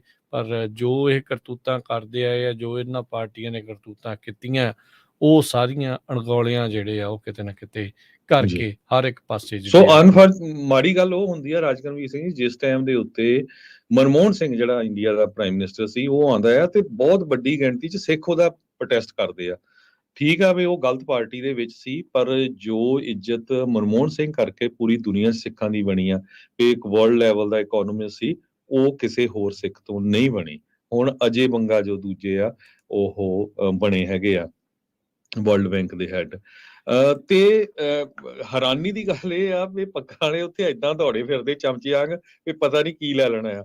ਜਿਹੜੇ ਇੰਟੈਲੀਜੈਂਟ ਲੋਕ ਸੀ, ਚਾਹੇ ਉਹ ਤਾਮਿਲ ਦੇ ਸੀ, ਕਰਨਾਟਕਾ ਦੇ ਸੀ, ਉਹਨੇ ਆਪਣੇ ਕੁਐਸਚਨ ਪੁੱਛੇ ਵੀ ਸਾਡੀ ਭਾਸ਼ਾ ਦਾ ਆ ਵੀ ਉਹਦੇ ਤੇ ਤੁਹਾਡੀ ਪਾਰਟੀ ਕੀ ਕਰੂਗੀ, ਹਨਾ। ਕ੍ਰਿਸਚੀਅਨਾਂ ਨੇ ਆਪਣੇ ਕੁਐਸਚਨ ਪੁੱਛੇ, ਮੁਸਲਮਾਨ ਭਰਾਵਾਂ ਨੇ ਆਪਣਾ ਕੁਐਸਚਨ ਪੁੱਛਿਆ ਵੀ ਸਾਡੇ ਨਾਲ ਧੱਕਾ ਹੁੰਦਾ। ਸਿੱਖਾਂ ਨੇ ਕੋਈ ਕੁਐਸਚਨ ਨਹੀਂ ਪੁੱਛਿਆ।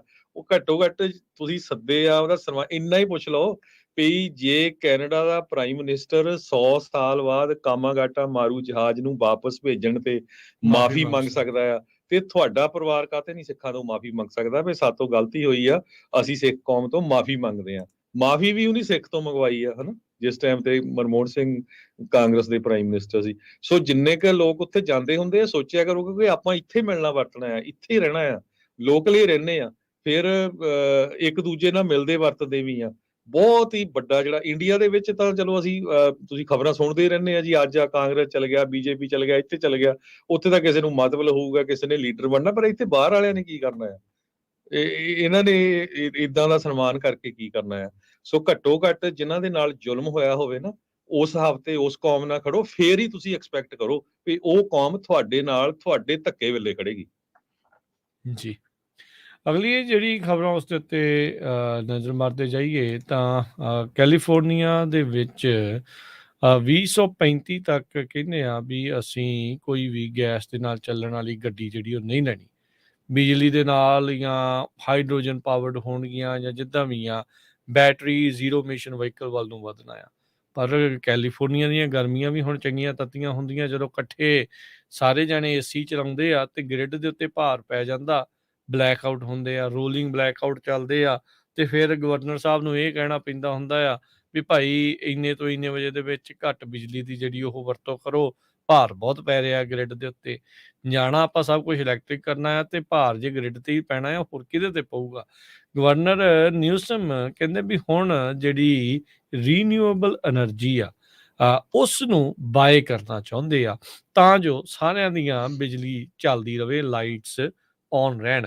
ਇਹ ਕਹਿੰਦੇ ਆਈਡੀਆ ਜਿਹੜਾ ਹੈਗਾ ਆ ਵੀ ਸਟੇਟ ਦੀ ਜਿਹੜੀ ਪਰਚੇਜ਼ਿੰਗ ਪਾਵਰ ਆ, ਉਹ ਕਹਿੰਦੇ ਵੀ ਕੋਸ਼ਿਸ਼ ਕਰ ਰਹੀ ਹੈ ਸਟੇਟ ਪ੍ਰਾਈਵੇਟ ਕੰਪਨੀਜ਼ ਨੂੰ ਕਨਵਿੰਸ ਕਰਨ ਦੇ ਲਈ, ਮਨਾਉਣ ਦੇ ਲਈ ਵੀ ਤੁਸੀਂ ਵੱਡੇ ਵੱਡੇ large scale power plants California ਦੇ ਵਿੱਚ ਲਾਓ, ਜਿਹੜੇ ਗਰਮੈਸ਼ ਤੋਂ ਚੱਲਣ, ਜਿਹੜੇ ਅੰਡਰਗਰਾਊਂਡ ਸਾਈਟਸ ਆ ਉੱਥੋਂ, ਤੇ ਜਾਂ ਜਿੱਥੇ ਬਹੁਤ ਤੇਜ਼ ਹਵਾਵਾਂ ਚੱਲਦੀਆਂ ਤੱਟ ਦੇ ਉੱਤੇ, ਉੱਥੇ ਜਿਹੜੀਆਂ ਆ ਵਿੰਡ ਪਾਵਰ ਜਿਹੜੀਆਂ ਮਸ਼ੀਨਸ ਆ ਉਹ ਲਗਾਈਆਂ ਜਾਣ।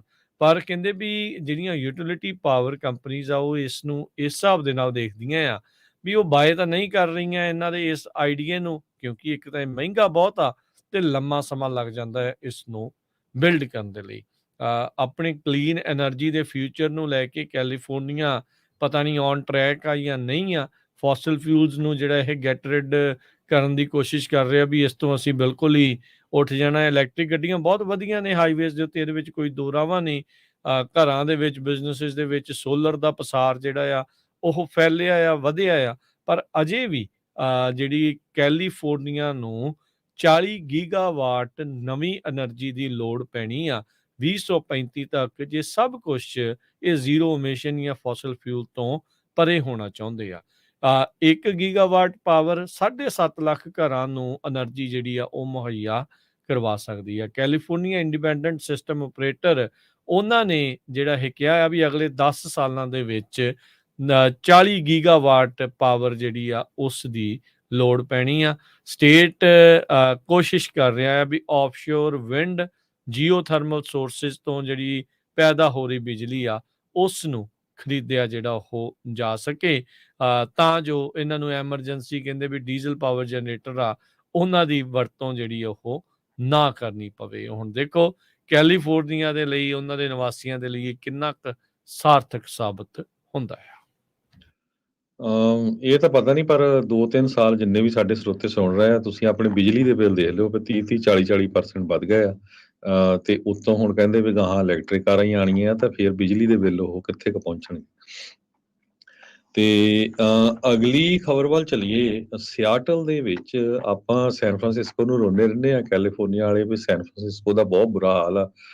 ਸਿਆਟਲ ਦੇ ਇੱਕ ਬਿਜ਼ਨਸ ਓਨਰ ਦੀ ਸਟੋਰੀ ਆਈ ਆ ਵੀ ਉਹਦਾ 1 ਸਾਲ ਦੇ ਵਿੱਚ 11 ਵਾਰ ਜੋ ਸਟੋਰ ਆ ਉਹ ਟੁੱਟਿਆ ਆ, ਤੇ ਉਸਨੇ ਇਹ ਕਿਹਾ ਵੀ ਸਾਰਾ ਕੁਝ ਇਹਦਾ ਜ਼ਿੰਮੇਵਾਰ Seattle the for left city council ਆ, ਵੀ ਇਹਨਾਂ ਨੇ ਇੰਨਾ ਜ਼ਿਆਦਾ ਜਿਹੜਾ ਕ੍ਰਾਈਮ ਆ ਉਹ ਵਧਣ ਦਿੱਤਾ ਹੈਗਾ। ਵਾਸ਼ਿੰਗਟਨ ਸਟੇਟ ਦਾ ਰਿਟੇਲ ਬਿਜ਼ਨਸ ਜੋ ਆ ਉਸਨੇ $2.7 ਬਿਲੀਅਨ ਚੋਰੀ ਦੇ ਵਿੱਚ ਸਨ 2021 ਚ ਲਾਸ ਕੀਤਾ ਆ। ਸੈਕੰਡ ਹਾਈਐਸਟ ਨੇਸ਼ਨ ਦੀ ਪਰ ਕੈਪੀਟਾ ਦੇ ਹਿਸਾਬ ਨਾਲ ਇਹ ਬਣਦਾ ਆ, according to retail industry leader association ਦੇ ਮੁਤਾਬਕ। ਤੁਸੀਂ ਹੁਣ ਹਿਸਾਬ ਲਾ ਲਓ ਕਿ 2021 ਦੇ ਫਿਗਰ ਆਏ ਆ ਵੀ $2.7 ਬਿਲੀਅਨ ਚੋਰੀ ਦੇ ਵਿੱਚ ਜੋ ਰੀਟੇਲ ਇੰਡਸਟਰੀ ਆ ਉਹਨਾਂ ਨੇ ਲੂਜ਼ ਕੀਤਾ ਆ। ਜੇ ਹੁਣ ਇੱਕ 7-Eleven ਆ ਜਾਂ ਇੱਕ ਛੋਟਾ ਸਟੋਰ ਆ ਉਹਦਾ 11 ਵਾਰ ਸਟੋਰ ਟੁੱਟ ਜਾਂਦਾ ਆ, ਇੰਸ਼ੋਰੈਂਸ ਕੰਪਨੀ ਕਹਿੰਦੀ ਅਸੀਂ ਨਹੀਂ ਤੇਰੀ ਇੰਸ਼ੋਰੈਂਸ ਕਰਨੀ, ਕਿੰਨੇ ਕੁ ਵਾਰੀ ਕਲੇਮ ਦਈਏ, ਤੇ ਉਹ ਬੰਦਾ ਕਿੱਦਾਂ ਉੱਥੇ ਸਰਵਾਈਵ ਕਰੂਗਾ। ਇਸੇ ਤਰ੍ਹਾਂ ਇੱਕ ਹੋਰ ਆਊਟਲੈਟ ਸਟੋਰ ਆ, ਉਹ ਕਹਿੰਦਾ ਵੀ ਮੈਂ 15 ਸਾਲਾਂ ਤੋਂ ਇਸ ਬਿਜ਼ਨਸ ਦੇ ਵਿੱਚ ਆ, ਵੀ ਇੰਨੀ ਵਾਰੀ ਮੇਰੀ ਬ੍ਰੇਕ ਇਨ ਹੁੰਦੀ ਆ, ਮੈਨੂੰ ਸਮਝ ਨਹੀਂ ਲੱਗਦਾ ਵੀ ਹੁਣ ਕੀ ਕਰਾਂ, ਇਹਨੂੰ ਚਾਲੂ ਰੱਖਾਂ ਬਿਜ਼ਨਸ ਨੂੰ ਜਾਂ ਬੰਦ ਰੱਖਾਂ।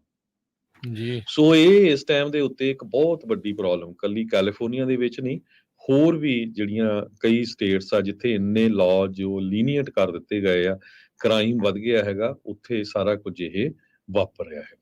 ਬਿਲਕੁਲ। ਸੋ ਬਹੁਤ ਥਾਵਾਂ ਦੇ ਉੱਤੇ ਲੋਕ ਜਿਹੜੇ ਤੰਗ ਪਰੇਸ਼ਾਨ ਨੇ।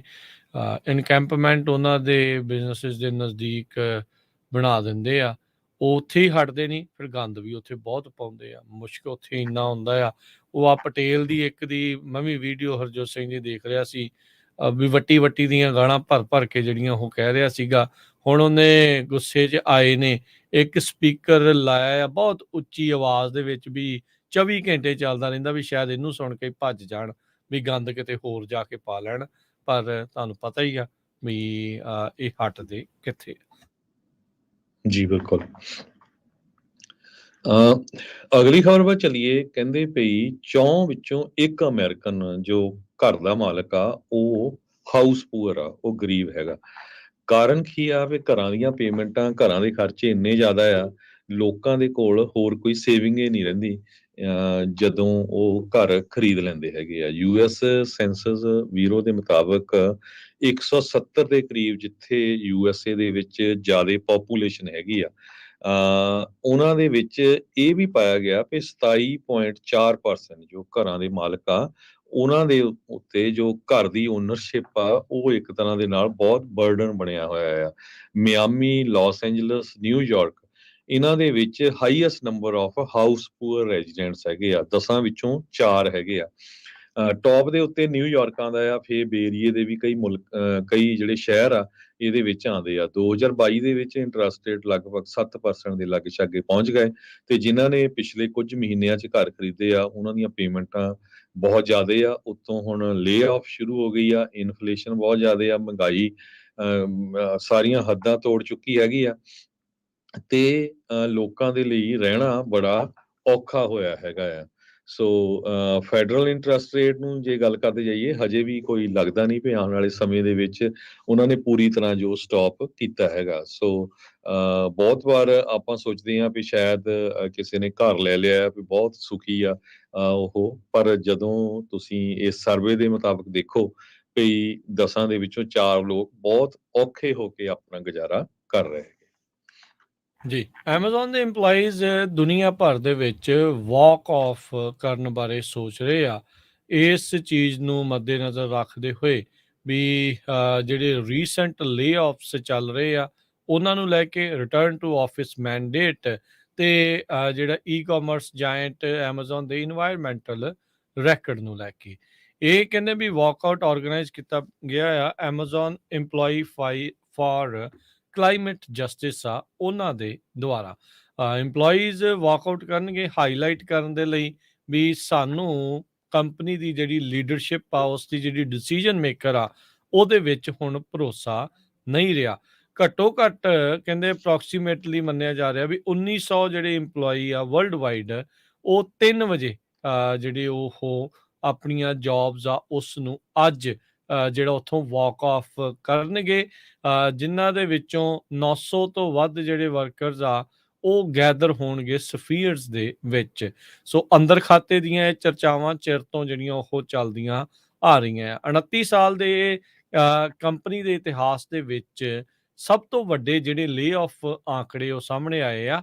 27,000 ਜੌਬਸ ਜਿਹੜੀਆਂ ਕਲਾਊਡ ਕੰਪਿਊਟਿੰਗ ਦੀ ਇਹ ਕੰਪਨੀ ਈ-ਕਾਮਰਸ ਜਾਇੰਟ ਆ ਉਹਨਾਂ ਨੇ ਕੱਟ ਆਫ ਕਰ ਦਿੱਤੀਆਂ ਹੈਗੀਆਂ ਆ। ਸੋ ਅੱਜ ਦੇਖਣਾ ਪੈਣਾ ਆ ਵੀ ਕੀ ਦੇਖਣ ਵਾਲੀ ਗੱਲ ਰਹੂਗੀ, ਕੀ ਬਣਦਾ ਹੈ ਐਮਾਜ਼ੋਨ ਦੇ ਪ੍ਰੈਮਿਸਿਸ ਦੇ ਉੱਤੇ ਜਦੋਂ 1900 ਦੇ EMPLOYEE ਜਿਹੜੇ ਆ ਪੂਰੀ ਦੁਨੀਆ ਭਰ ਦੇ ਵਿੱਚ ਵਾਕਆਊਟ ਕਰਨਗੇ ਲੈਕ ਆਫ ਟਰਸਟ ਨੂੰ ਲੈ ਕੇ ਲੀਡਰਸ਼ਿਪ ਦੇ ਵਿੱਚ। ਜੀ, ਤੇ ਸਾਡਾ ਖਬਰਾਂ ਦਾ ਸਮਾਂ ਹੁਣ ਸਮਾਪਤ ਹੈ ਜੀ। ਇੱਕ ਜਿਹੜੀ ਖਬਰ ਦੱਸਦੇ ਜਾਈਏ, ਯਾਦ ਹੋਣਾ 1969 ਦਾ ਵਿੱਚ ਇੱਕ ਕਲਟ ਲੀਡਰ ਹੁੰਦਾ ਸੀਗਾ ਚਾਰਲਸ ਮੈਨਸਨ। ਉਸ ਨੇ ਕਈ ਕਿਲਿੰਗਸ ਦੇ ਵਿੱਚ ਹਿੱਸਾ ਸੀਗਾ, ਉਸ ਦਾ ਨਾਮ ਜਿਹੜਾ ਆਉਂਦਾ ਸੀਗਾ। ਉਹਦੀ ਇੱਕ ਸਪੋਰਟਰ ਫਾਲੋਵਰ ਸੀਗੀ ਲੈਸਲੀ ਵੈਨ ਹੂਟਨ, ਜਿਹਨੇ ਖੁਦ 2 ਕਤਲਾਂ ਦੇ ਵਿੱਚ ਹਿੱਸਾ ਲਿਆ ਸੀਗਾ ਚਾਰਲਸ ਮੈਨਸਨ ਦੇ ਕਹਿਣ ਦੇ ਉੱਤੇ। ਹੁਣ ਜਿਹੜੀ ਅਪੈਲਟ ਕੋਰਟ ਆ ਉਹਦੀ ਰੂਲਿੰਗ ਇਹ ਆਈ ਆ, ਸੌਰੀ ਜਿਹੜੇ ਕੈਲੀਫੋਰਨੀਆ ਦੇ ਅਪੀਲ ਕੋਰਟ ਦੀ ਜਿਹੜੀ ਰੂਲਿੰਗ ਇਹ ਆਈ ਆ ਵੀ ਮੈਨਸਨ ਦੀ ਇਹ ਜਿਹੜੀ ਫਾਲੋਅਰ ਲੈਸਲੀ ਵੈਨ ਹੌਟਨ ਆ, ਇਸ ਨੂੰ parole ਦੇ ਦੇਣੀ ਚਾਹੀਦੀ ਆ। ਇਹ ਆਪਣੇ 70s ਦੇ ਵਿੱਚ 70 ਸਾਲ ਤੋਂ ਵੱਧ ਇਸ ਦੀ ਉਮਰ ਦੱਸੀ ਜਾਂਦੀ ਆ। ਇਹ ਇਸ ਟਾਈਮ ਉਮਰ ਕੈਦ ਕੱਟ ਰਹੀ ਆ, ਜਦ ਮੈਨਸਨ ਤੇ ਉਸਦੇ ਫਾਲੋਅਰਸ ਨੇ ਦੀ ਮਦਦ ਕੀਤੀ ਸੀ ਇਸਨੇ।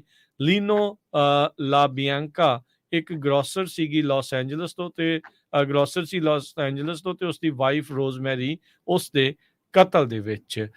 ਨਿਊਸਮ ਨੇ ਇਸ ਚੀਜ਼ ਨੂੰ ਕਿਹਾ ਸੀਗਾ ਵੀ ਉਹ ਰਿਕੁਐਸਟ ਕਰਨਗੇ ਕੈਲੀਫੋਰਨੀਆ ਦੇ ਅਟਾਰਨੀ ਜਨਰਲ ਨੂੰ ਵੀ ਪਟੀਸ਼ਨ ਕਰਨ ਸੁਪਰੀਮ ਕੋਰਟ 'ਚ ਵੀ ਉਸ ਦੀ ਜਿਹੜੀ ਰਿਲੀਜ਼ ਆ ਉਸ ਨੂੰ ਰੋਕਿਆ ਜਾਵੇ। ਉਹਨਾਂ ਨੇ ਕਿਹਾ ਵੀ ਜਿਹੜੀ ਵੈਨ ਹੌਰਟਨ ਆ ਅਜੇ ਵੀ ਖਤਰਾ ਆ ਸੁਸਾਇਟੀ ਦੇ ਲਈ, ਤੇ ਰਿਜੈਕਟ ਹੋਣੀ ਚਾਹੀਦੀ ਆ ਇਸ ਦੀ ਜਿਹੜੀ ਉਹ parole। ਪਰ ਹੁਣ second district court of appeal ਜਿਹੜਾ LA ਦੇ ਵਿੱਚ ਆ, ਉਸ ਨੇ ਇੱਕ ਦੇ ਮੁਕਾਬਲੇ 2 ਜਿਹੜੇ ਜੱਜਿਸ ਆ ਉਹਨਾਂ ਨੇ ਇਸ ਨਿਊਸਮ ਦੇ ਫੈਸਲੇ ਦੇ ਉਲਟ ਫੈਸਲਾ ਲੈ ਕੇ ਇਸ ਨੂੰ parole ਦੇਣ ਦੀ ਖੁੱਲ੍ਹ ਹੁਣ ਦੇ ਦਿੱਤੀ ਆ ਜੀ।